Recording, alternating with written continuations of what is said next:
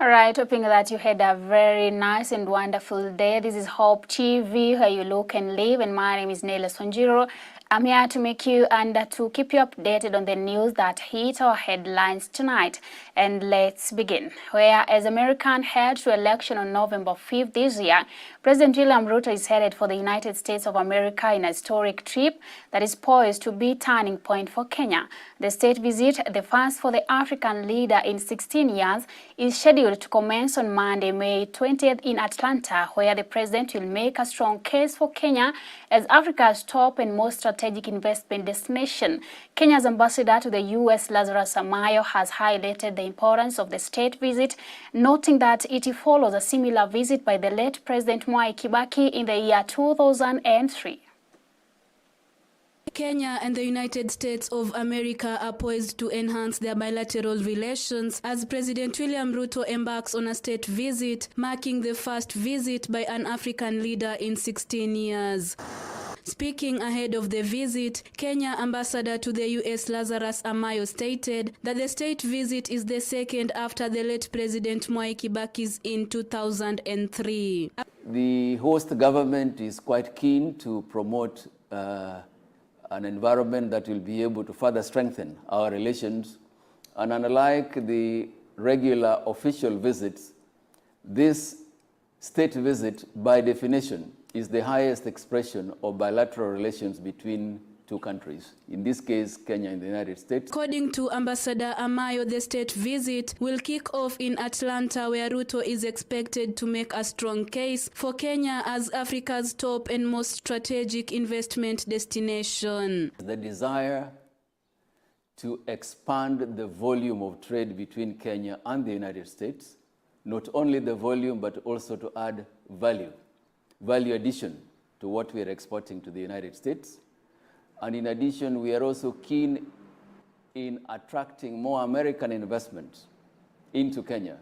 We have had significant inroads made as a result of the many reforms that the government of Kenya has continued to make. Ambassador Amayo has expressed optimism about the positive outcomes that could result from this visit, emphasizing its role in showcasing Kenya's potential not only to the U.S. but also to the global community. 6 years ago, Kenya and the United States elevated their relationship to a strategic partnership. This move signified a deeper commitment to collaboration in various key areas such as economic prosperity, trade, investment, democracy, governance, regional issues, and public health. Opportunity for promoting Kenya as an investment destination for America only. We'll be having global coverage of the visit of His Excellency the President to the White House, and even engagements right from Georgia and into Washington, D.C.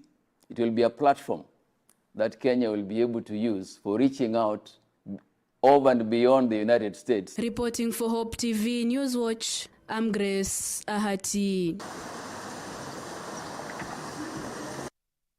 Thank you so much, Grace Ahati, for that report. And moving on, the United Democratic Alliance UDA party this Saturday started round 2 of its grassroots election despite a few hitches of the names missing on the voting list in various polling stations. Leading the voting exercise in Asumbi, former Nairobi Governor Evans Kidero appeared for calm and patience as few problems get resolved. Despite the heavy morning rains and showers, UDA followers reported to various voting stations, including Kasipul and Asumbi in constituency. A little bit of issues where there is a mix of names where the people whose names has appeared for certain posts, these are not posts they applied for, but their names appear elsewhere. And I think the returning officer has taken charge and is providing a solution which will be both electronic and physical hybrid. And as you can see, the process is going on very, very smoothly, very, very peacefully. You can see that the Gamist people at Asumbi Mixed Primary School. Any noise from this camp of the UDA, it is now time to demonstrate again that a journey we have started peacefully, fairly, will continue the same way up to the national level.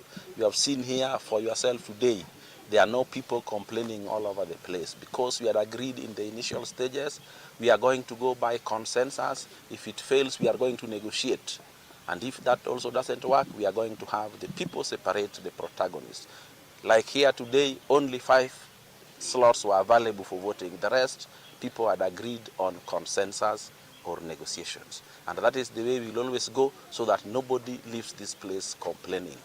We have had our members, they have come in numbers to vote. It also should be known that there are categories. When there are people are unopposed, they don't appear mostly there, so there are different categories which are in the gadget and some which are not in the gadget. So as out of this, we are going to have 11 categories fully complete, and then the other categories we are going to present manually. And now moving on, 6 new municipalities are formed in the readiness for Eldoret city status. And with the city status of Eldoret town coming in August, the county government of Uasin Gishu has administered an ad hoc committee aimed at collection of views from residents in the next 2 months. This comes after the county announced that 6 areas will be elevated to a municipality for readiness of the charter, as well as ensure effective service delivery. According to the county leadership, and the elevation of 6 areas municipality will come at a cost, but also provide a lot of residents in matters of development. Today was an historic moment for our county, that His Excellency the Governor was inaugurating the ad hoc committees, 6 of them for the upcoming municipalities, that is Keses, Banforest, Ziwa, Tarbo, and Moisbridge. And it is actually a milestone to our county, because apart from expanding, opening doors for opportunities, it concerns the taking services closer to the people and quality service delivery. Ushers a new face in the county of Uasin Gishu. As you are aware, Eldoret carries 41% of the population of Uasin Gishu, and in addition now to the new municipalities, Eldoret is going to be approximately 60% urban. This is critical in the sense that the allocation of resources will be greatly determined by the need to improve the quality of life in urban areas. Na furaha yetu ni moja, kwamba development ya town hizi zitakuwa juu, kwa sababu fedha ambazo zitatoka kwa wale wahisani na pia kutoka kwa serikali itaweza kuja kupitia municipality hii na kusaidia sehemu hizo sana. Mambo ya street lightings, mambo ya barabara za ndani kule, mambo ya sewerage system na mambo ya afya. And moving on, Senate Majority Leader Aaron Cheriot has demanded for the transfer of alleged corrupt police officers and a magistrate in Kericho County. Cheriot, who is the senator for Kericho, has called for immediate transfer of the police officers who have overstayed in Kericho police stations and are allegedly abetting criminal activities by collaborating with criminals to terrorize local residents. Speaking at Kapsoi Secondary School in Anmoy constituency, Cheriot also petitioned the judiciary to take decisive action against a corrupt magistrate at Kericho Law Courts, who he accused of allegedly taking bribes and allowing criminals evade justice. In the past 1 month alone, at least 5 people have been murdered across the county by unknown assailants, and police are yet to resolve the case, according to him. Kama kuna ofisa wa serikali ambaye ni polisi ambaye amekaa kwa station for more than 3 years, apigwe nini transfer. Lakini hapa Kericho tuko na maafisa ambao wamekaa zaidi ya miaka 3. I am asking you as a CS, hawa maafisa ambao wanakaa Kericho more than 6 years wanafanya nini? I have an example. Kule kwangu Kipcheko Road, Nyagacho Police Station, kuna afisa karibu 3 wamekaa more than 7 years kwa station ya Nyagacho.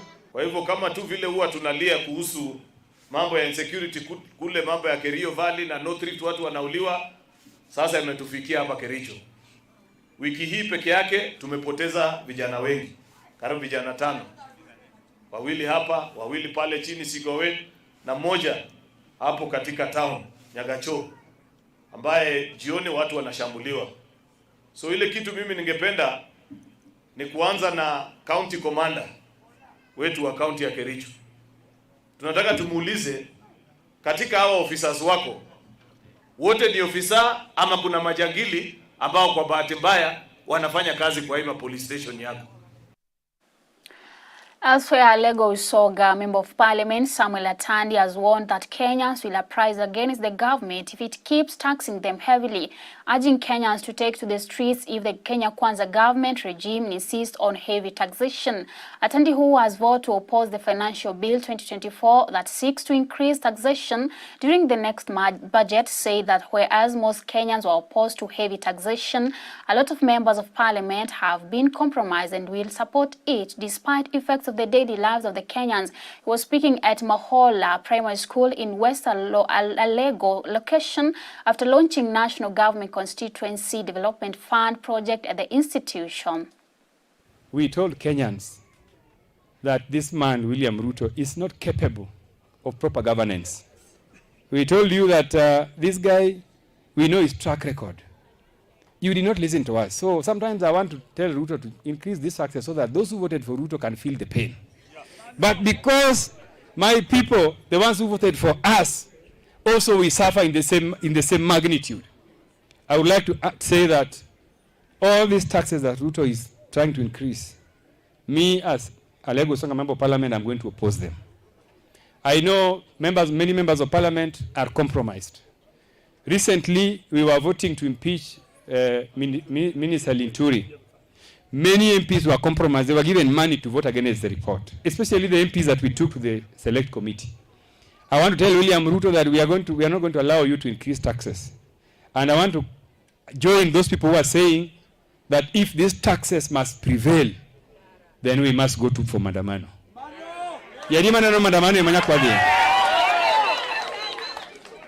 Many countries that have achieved political and economic liberation have resorted to public uprising when regimes become rogue. This regime is rogue, and the only solution we have is public uprising. Yeah. And we are going to continue and to enforce public uprising until those people who are in power, they begin to listen to the voices of the people. And still on matters taxation, National Council of Churches of Kenya Western Region leadership has slammed the Kenya Kwanza government over increment of taxes on basic commodities in the country. Speaking at St. Patrick's Pastoral Central Kabula in Bumula, Bungoma County, after 2 days conference, the leaders led by their chairman, presiding clerk Setha Gala, said it is gross injustice to increase taxes to a level of developed countries, urging that the taxation is raising despair, anger, depression among the people. The leaders have also urged the National Assembly, Moses Wetangula, that is the Speaker, to validate NADCO report and publish it in a way that is accessible to all Kenyans. On account of the impact that the proposed recommendations will have on the Constitution and the laws of Kenya, we call upon Parliament to make the process people-driven. We call upon the Speaker of the National Assembly, Honorable Moses Masika Wetangula, to facilitate this by 1, publishing the NADCO report in a way that is accessible to all Kenyans. 2, having the Justice and Legal Affairs Committee visit all the counties to receive feedback from the citizens on the NADCO report and the proposed constitutional and legislative amendments. Then use the feedback to fine-tune the process. We caution that failure to do this could cause the NADCO process to suffer the same fate as the Building Bridges initiative a few years ago, otherwise called BBI. Moving on, a section of locals from Bondoni area in Mwingi West have pleaded with the national government to step in and aid in construction of Bondoni police station stalled in the year 2016. The locals say the construction started during the former MP Bernard Kitungi regime, and when the incumbent MP attained power, the project has never been completed. They also pleaded for the completion of the project, which they felt would improve security in the area, urging leaders to shun political rivalry that finished projects started by predecessors. The locals held a meeting with the Mwingi DCC, Catherine Njoroge, on security status in the area. Kumuita hata tukutane naye amekataa na ametunyima pesa ya kumaliza hii project. Kwa hivyo tunashukuru serikali ile iko kwa sababu wameona haja yetu na wakaja wakutane na sisi. Tuna matumaini kwamba watamaliza hiyo project. Kitu ile ya muhimu kabisa ni kuwarudishia shukrani. Injaisha ametuma watu hapa waje watusikize ndio wajue ni mambo itaendelea namna gani. Kwa hivyo nashukuru serikali ya Bwana William Ruto na CS Malonza sana, na tumeanza kuona dalili ya kuwa hii polisi itafunguliwa. And for that report, let's have a short commercial break. We shall be back with more news. Don't touch the dial.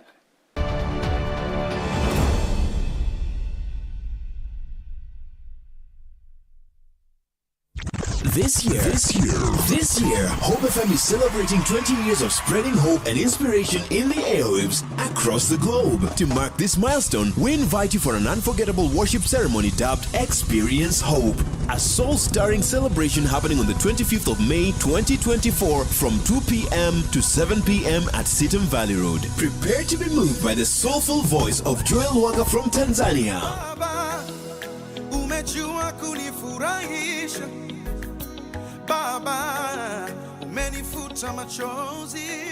Alongside celebrated Kenyan artists Peter Watako, Kathy Praise, Bitson and Karura Voices, and Godwill Babete. Don't miss out. Get your ticket now on www.hopemediakenya.org or dial *826*50#. Charges are 1,000 shillings advance tickets and 1,500 shillings at the gate. So mark your calendar, get your praise game on, and see you at Experience Hope. All are welcome.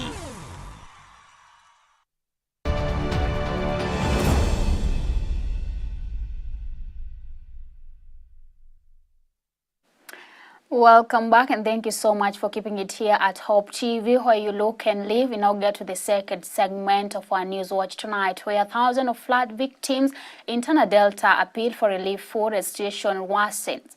Thousands of flood victims in Tana Delta still appealing for food as the situation worsens, and the 1,000 sub-county residents in Tana River County are in dire need of relief food, fresh water and shelter after their houses were swept away by floods. The worst hit area is Kipini West, where villages were completely submerged and residents forced to move to seek refuge in the neighboring villages, which are safe grounds with established camps. At Marafa IDP camp, Hassan Galgalo area residents in Kipini say the situation is bad, calling on the national government and the county government to intervene.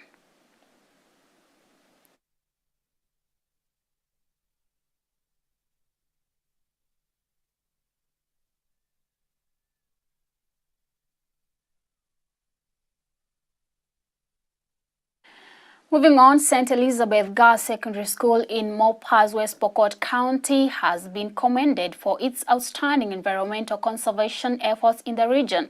The school not only serves as a rescue center for girls fleeing early forced marriages and FGM, but also provide education and support to empower these girls and women. According to the school principal, Caroline Minaj, they have embraced environmental conservation practices, leading to a remarkable transformation as their arid school, as Grace Ahati reports. Commissioner's Office, the administration, for the support that they've given us, and also the Ministry of Environment and Natural Resources. Being a dry area, we get the soil from Kamatira Forest, and the Ministry of Forestry has been so supportive to ensure that schools get the right soil to raise the seedlings. And I urge other schools also to venture into raising seedlings, because it's been a great venture for us that we are now also supporting other institutions. Forest conservation around our region, we actually depend so much from her. Right away now, in this particular sub-county, this exercise is going to be a success because of her efforts. She has been at the forefront of ensuring that she is ahead of the calendar. And I'm very happy that the school has grown, and even the environment has drastically improved so far. That time there was no tree around this school. So today, being the TSC Sub-County Director, I'm joining this institution, and I want us to plant as many trees as possible to continue with the growth of trees in St. Elizabeth and other schools. Even as it's a school National Tree Planting Day, I'm here to plant with the students and participate in this event. And as we plant the trees, let us remember to nurture them. Let us not end, let that function not end here. Now we head to Siaya County, where the Siaya County Governor James Orengo says the construction of the multi-million Siaya Stadium is set to be completed within the next 3 months. Speaking when he led a team of leaders in inspecting the ongoing works, Orengo said the 20,000 capacity stadium will be one of the best sports facilities in the region, capable of hosting international soccer and athletics events. Rieda MP Otinde Omolo hailed the governor for reviving construction of the sports facility that he noted stalled for some time due to various procurement issues. We are very proud of the kind of work which is being done in terms of the concept and the architecture of this stadium and what it's turning out to be. I think in terms of the track and the field, we are probably going to have one of the best in the region. The pavilion, I think my colleagues agree that it is huge, but we intend to use every space in it. Our hope is that by middle of August, the stadium will be ready for use. And specifically for the members of parliament who are here, the Senator Eddie Okech and Honorable Tinda Molo, I wanted to interest them to persuade Bunge FC to come and play an inaugural match with, as a curtain raiser for a match between Gor Mahia with another team we were trying to talk to come and participate in opening this stadium in August.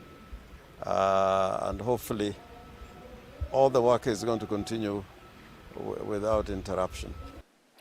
And now let's take a look at sports news.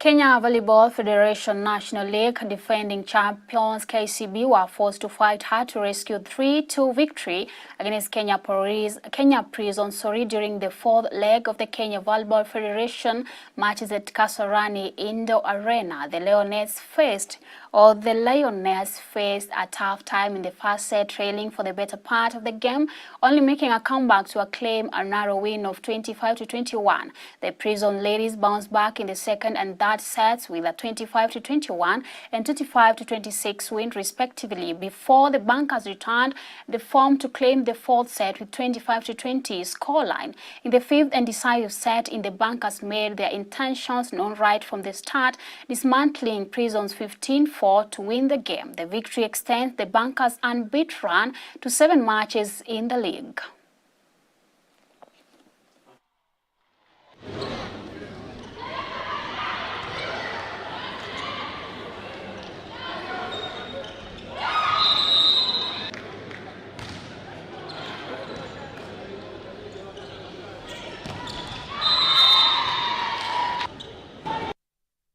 And that is the end of our news watch tonight. Many thanks to everyone that made them a success, including our reporters, our editors, not forgetting our directors. My name is Nelius Wanjiru, and I wish you a blessed weekend and have a lovely night.